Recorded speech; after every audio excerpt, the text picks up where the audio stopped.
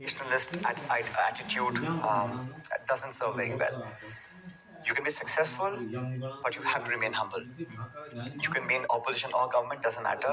But the purpose that you're in parliament for is to serve the people.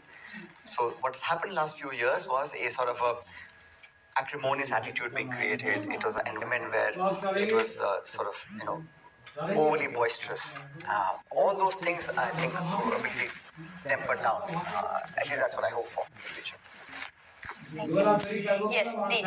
This wisdom and the ruthlessness of the Indian electorate in terms of sending a clear message about what they want, I think has been one of the most heartening things of this election.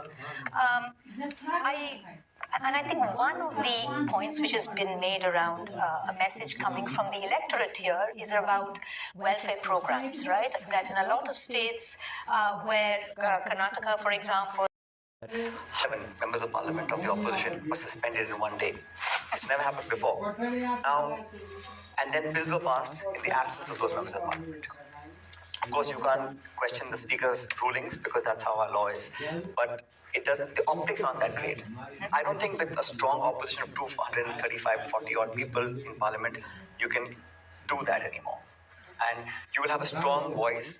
And I'm not saying as opposition, we have to oppose everything that any government does. No.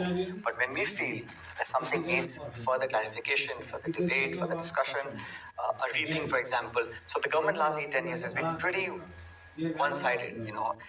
Decisions are made and people are informed. We had, our currency was banned on a whim. We had many other decisions made, without proper structural decision-making processes taken into consideration. So I think that should change no matter what happens in the future. But one thing we know this election has drawn out is that nobody can take the Indian electorate for granted. And anyone who tries to do that, Indian voters are ruthless, and they will go by what's important to us as a country and their right to elect those people who they will be serving for the next 5 years. So when you get elected, you're basically getting a license to serve the people for 5 years. And that's what it is. The competition is who can serve the people better. And I always believe that in public life, you have to have the raids, the inquiries have happened. 96% of those people have been in the opposition camp, political parties, political leaders. So that can't be a coincidence. So misuse of agency, and the people have spoken. Now, the Indian ecosystem, I think, is very, very robust. Frankly, I don't know how this government will function in the future. It's difficult to say. But what I can say is that we took these issues to the people of the country and we asked voters to think about what should be done. Should there be a level playing field? And you talked about democracy. So India is a very robust, functional, dynamic, and interesting democracy. We're not the oldest, but certainly the most interesting, I can say proudly. And I say this because, having the right to cast a ballot is not democracy. There are many countries in the world where you cast your vote, but that does not signify a functional republic or a democracy. I won't take names, but in many countries you have people who cast votes, but incredibly consequential in its own terms.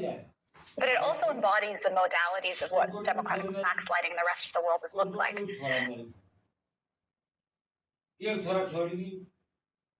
Liberties, the invocation of a kind of ethnic nationalism.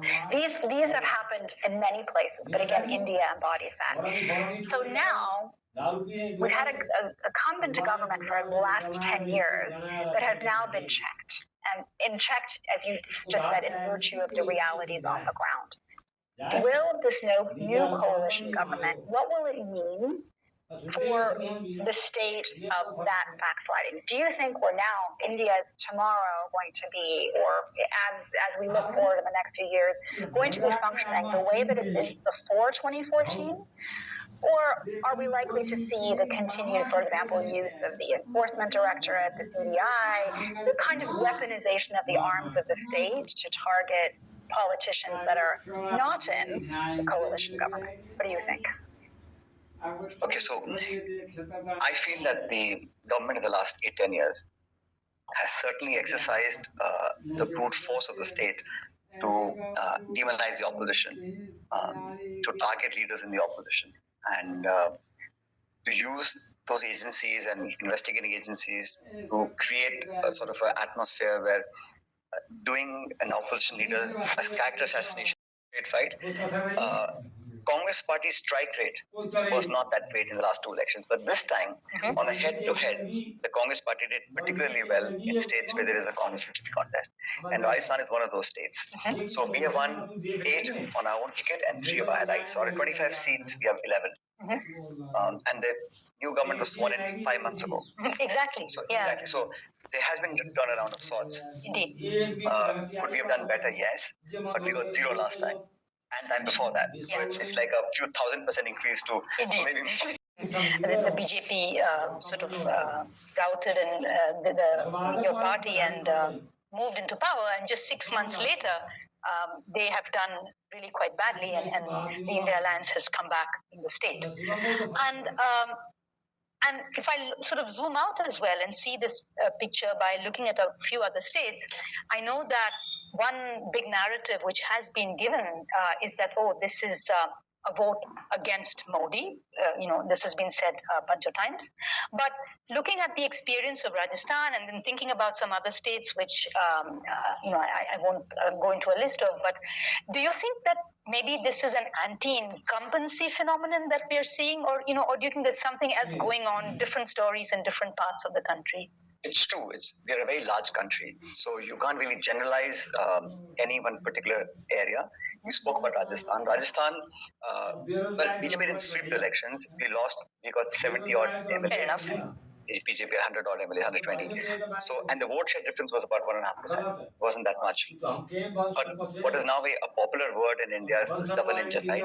So you have these two double engine. Double engine means state government is BJP and I see. BJP. So they keep talking about the double engine everywhere. That didn't work very well in either of the Mr. Pilot's reactions as an insider, somebody who has been on the ground, done a lot of campaigning for the Congress Party and the India Alliance during these elections. So he really has a pulse of the country and what really went on in the ground, and also, of course, most importantly, how he sees these things now going forward, how he sees the next 5 years turning out and working out for India. I'm joined by my colleague, Maya Tudor, who was the one who initiated and conducted the earlier event this week.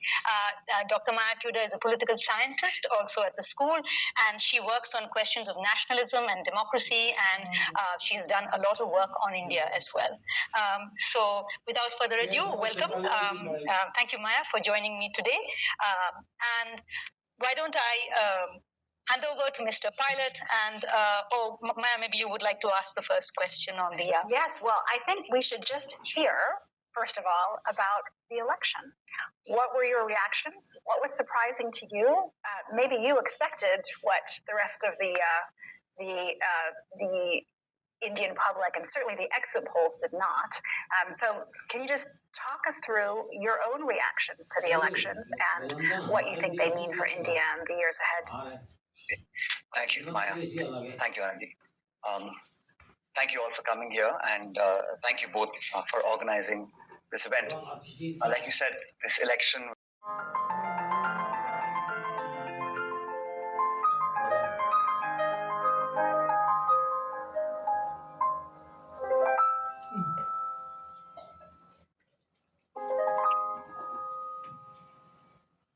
Hello, everyone, and welcome to today's event with Mr. Sachin Pilot.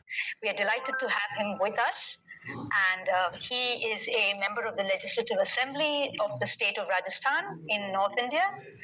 And, he has had many feathers to his cap as a politician. This is his current role, but he has previously been Deputy Chief Minister of the state itself. And he has also, at the age of 26, when he first entered politics, he was the youngest member of parliament in India in 2004. He has also served as a union minister in several roles, in commerce, in information technology, and many other ministerial posts, and has, to my mind,